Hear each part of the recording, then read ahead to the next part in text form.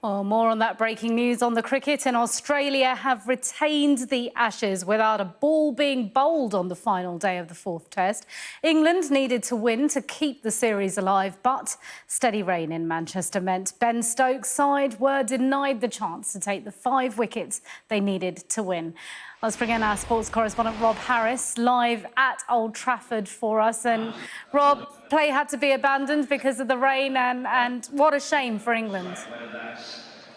Yeah, a washout ultimately determining the destination of the urn, and we are sheltering here at Old Trafford because the rain is continuing, as it has pretty much been all day. There are a few windows of hope at time.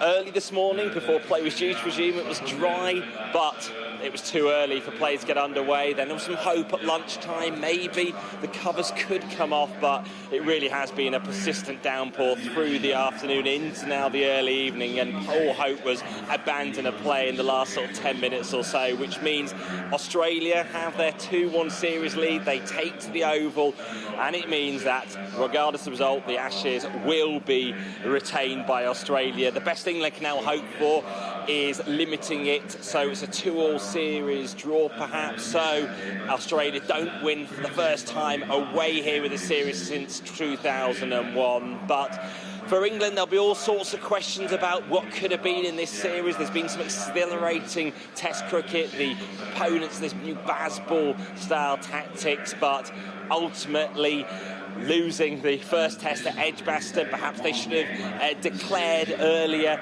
here. Maybe they actually played on for too long on Friday. They should have declared rather than reaching 592, and it might have given them time to complete the victory before this weekend deluge here in Manchester. But for Australia, joyful certainly at managing to retain the for England, just many questions that for all the new legions of fans they might have gathered with some of the sort of thrilling style in this series, that daring, bold approach. Ultimately, it's about winning and about winning the urn, but it's been a day instead for England when the best they could hope for, the closer they got to the ball, was playing football in the outfield here, as a lot of fans have been left frustrated, wondering if they should do things like factor in reserve extra days to be able to complete tests rather than it ending on pretty much a damp squid, which means there will be no deciding 5th tests now at the Oval next week.